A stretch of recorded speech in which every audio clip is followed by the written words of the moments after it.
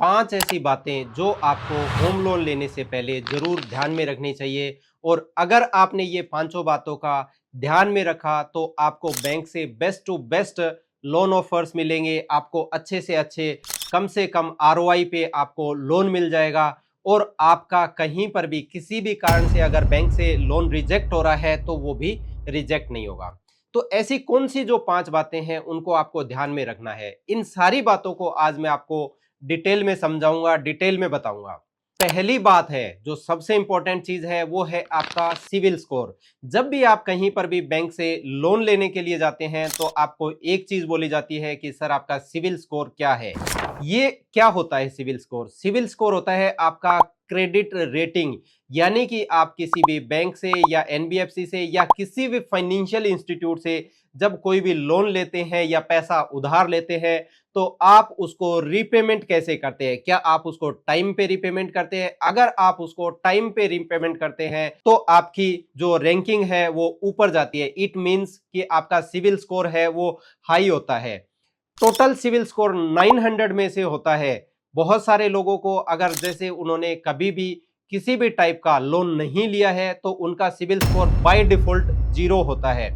अब आपका ये 0 वाला सिविल स्कोर है, कैसे आप अप कर सकते हैं? क्योंकि जब तक आपने किसी इंस्टीट्यूट से या कहीं से भी कोई उधार नहीं लिया है, बैंक से स्पेशली, तो वो आपका सिविल स्कोर 0 दिखाएगा। इसके लिए आपको करना क्या है, आप एक एफडी अगेंस्ट एक क्रेडिट कार्ड ले सकते हैं, जिसकी अगर आपने 50-60 हजार की एफडी करवा ली तो आपको हो सकता है 50,000 तक की उसमें लिमिट मिल जाती है।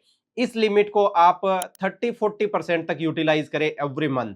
अगर आपने 50,000 की लिमिट का क्रेडिट कार्ड लिया है तो 15 से 20,000 रुपए हर महीने उसमें से स्पेंड करें और टाइमली उसको रिपेमेंट करें। विद इन 6 मंथ आपका जो सिविल स्कोर है वो 700 प्लस हो जाएगा। और हाँ दोस्तों, अगर आपका सिविल स्कोर 700 प्लस है तो आपको बैंक्स जो है वो एक प्रीमियम कस्टमर मानता है, यानी कि 700 प्लस स्कोर वाले कस्टमर्स को बैंक अच्छे से अच्छा ऑफर्स आपको बैंक देता है और इन ऑफर्स की वजह से आपको जो आपका आरओआई है, आपका जो इंटरेस्ट रेट है वो भी आपको कम से कम लगेगा। सेकंड पॉइंट की अगर मैं बात करूं तो ये है check your eligibility. Check your eligibility के अंदर आपको देखना है कि आपकी मंथली इनकम कितनी है। जितनी आपकी इनकम है उसके अकॉर्डिंग आपको ईएमआई प्लान करनी है। सेकंड आपको चेक करना है कि आपका कोई दूसरा लोन तो नहीं चल रहा है और उसके साथ साथ आपको चेक करना है कि आपकी एज कितनी है। ये सारी चीजें आप लोन ईएमआई कैलकुलेटर होता है उसमें डाल के चेक करेंगे तो सारी चीजें आपको डिटेल में मिल जाएगी। थर्ड पॉइंट की अगर मैं बात करूं तो थर्ड पॉइंट है आपका डाउन पेमेंट अरेंजमेंट। आपको जो डाउन पेमेंट है वो खुद ही अरेंज करना होता है। बैंक्स जो होता है वो नॉर्मली 75% से लेके 90% तक लोन ऑफर्स, अगर स्पेशली होम लोन की बात करूं तो उसमें आपको प्रोवाइड करते हैं। तो जो रिमेनिंग 25% या 10% या 15% जो अमाउंट है वो आपको सेल्फ अरेंजमेंट करना है और उसी के अकॉर्डिंग आपका लोन और ईएमआई प्लान करनी है। फोर्थ पॉइंट है fix versus floating interest rates. ये क्या है? इसके ऊपर आपको देखना है कि जो बैंक्स आपको इंटरेस्ट रेट प्रोवाइड कर रहा है क्या वो फिक्स्ड है, कि अगर मान लीजिए आपने 15 इयर्स के लिए लोन लिया है तो क्या 15 साल तक ये कंसिस्टेंट सेम इंटरेस्ट रेट चलेगी या फिर टाइम टू टाइम ये अप डाउन होती रहेगी। नॉर्मली जो आजकल आरबीआई की गाइडलाइन है उसके अकॉर्डिंग अगर होम लोन के केसेस में देखूं तो फ्लोटिंग इंटरेस्ट रेट प्रोवाइड करते हैं। फिफ्थ पॉइंट की अगर मैं बात करूं, आपको जरूर ये चेक करना है कि आपको बैंक की तरफ से प्री अप्रूवल लेटर मिल जाए, यानी कि आपको जो लोन बैंक प्रोवाइड कर रहा है वो आपकी प्रोफाइल चेक करके विदाउट आपके प्रॉपर्टी सर्च किए हुए या आपने अभी तक प्रॉपर्टी फाइनलाइज नहीं की है उसके बिना ही बैंक आपको एक प्री अप्रूवल लेटर प्रोवाइड कर देता है। इसकी वजह से आप 100% श्योर हो जाएंगे कि आपको बैंक की तरफ से लोन 100% मिल जाएगा अगर ये प्रॉपर्टी बैंक की कंडीशंस को फुलफिल करती है। यानी कि अगर ये प्रॉपर्टी गवर्नमेंट अप्रूव्ड है, अथॉरिटी अप्रूव्ड है, तो बैंक आपको कम से कम ब्याज दरों पर आपके जो प्री अप्रूवल लेटर है उसके बेसिस पे आपको लोन प्रोवाइड कर देगा। इस केसेस में आपको आपका केवल डाउन पेमेंट अरेंज करना है, बाकी चीजों की आपको टेंशन नहीं लेनी है। इस पार्ट के अंदर आपको सबसे पहले जो इंटरेस्ट रेट्स है उनका कंपैरिजन चेक करना है। इसके अंदर जो आपको ऑप्शंस होते हैं, सबसे पहले पब्लिक सेक्टर बैंक्स होते हैं, प्राइवेट सेक्टर बैंक्स होते हैं एंड एनबीएफसीज होते हैं। Public sector banks, it means government banks like SBI, BOB, central bank. ये बैंक्स है तो बहुत अच्छे, लेकिन इनकी प्रोसेस जो है वो बहुत ज्यादा लेंदी है और हेक्टिक भी है। यानी कि आपको rate of interest it may possible इनमें थोड़ा सा कम मिले, लेकिन आपको प्रोसेस के मामले में बहुत ज्यादा लंबा प्रोसेस फॉलो करना पड़ता है। सेकंड जो मैं बात करूं वो है private sector bank likes HDFC हो गया, ICICI हो गया, एक्सिस बैंक हो गया। इन बैंक्स की जो प्रोसेस है वो बहुत फास्ट रहती है, आपको बहुत जल्दी लोन डिस्बर्समेंट देते हैं, लेकिन ये हो सकता है इसमें लोन थोड़ा बहुत 0.2-0.3% आपको हाई रेट के अंदर मिले। थर्ड अगर मैं बात करूं वो होता है NBFC यानी कि नॉन बैंकिंग फाइनेंशियल कॉर्पोरेशंस।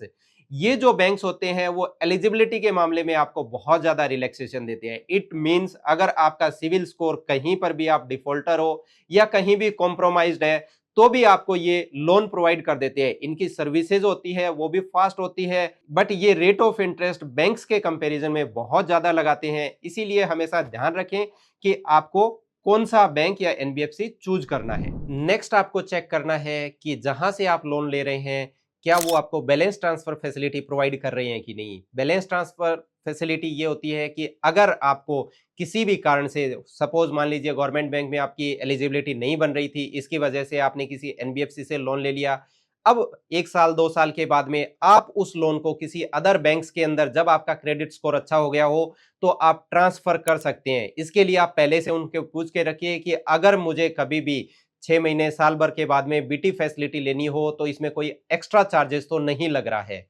इसके साथ साथ चेक कीजिए कि आपके जो EMIs है, आपका स्टेटमेंट्स है, वो ऑनलाइन सपोर्ट भी वो बैंक्स प्रोवाइड करें। थर्ड अपन जो बात करेंगे वो होता है लीगल टिप्स की, जो कि बायर के लिए लोन लेते टाइम जानना बहुत ज्यादा जरूरी है। इसके अंदर आपको देखना है clear title and legal verifications होना चाहिए। ऑल्दो आपका जो बैंक्स होता है वो सारे टाइप के लीगल वेरिफिकेशंस करता है, लेकिन आपको भी आपके लॉयर से, आप अपना एक लॉयर अपॉइंट करके आप उसके लीगल और टेक्निकल जो वेरिफिकेशंस है वो जरूर करवाएं। इसके बाद में आपको ध्यान में रखना है कि बहुत बार अपने को सुनने को मिलता है कि भाई साहब ये जो प्रोजेक्ट है वो फलां बैंक से APF है, इसमें आप ज्यादा मत फंसिए, क्योंकि APF होना एक अलग बात है। बिल्डर्स को कोई भी बैंक APF प्रोवाइड कर रहा है तो हो सकता है वो उन कस्टमर्स को higher rate of interest charge करे। इसके चक्कर में मत फंसिए, आप अपनी बैंक से पूछिए कि आपको बेस्ट से बेस्ट क्या ऑफर मिल सकता है और उसी से आप अपना होम लोन लीजिए। अब आपको जो आपका बैंक सैंक्शन लेटर दे रहा है उसको जरूर पढ़ें, उसकी हर एक कंडीशंस को जरूर पढ़ें, उसमें लोन टेन्योर को पढ़ें, लोन की EMI कंडीशंस को पढ़ें और EMI की डेट्स क्या है उसको जरूर ध्यान से पढ़ें। कभी भी किसी भी ब्लैंक पेपर पे साइन नहीं करें, आधा भरे हुए फॉर्म पे साइन मत करें, ब्लैंक स्टैम्प पेपर पे भी साइन मत करें, क्योंकि इससे आपके साथ बहुत बड़ा फ्रॉड या आपकी बहुत बड़ी रिस्क दांव पे लग सकती है। ऐसे और ज्यादा पावरफुल वीडियोस के लिए फॉलो जरूर करें रियल एस्टेट विद RBK।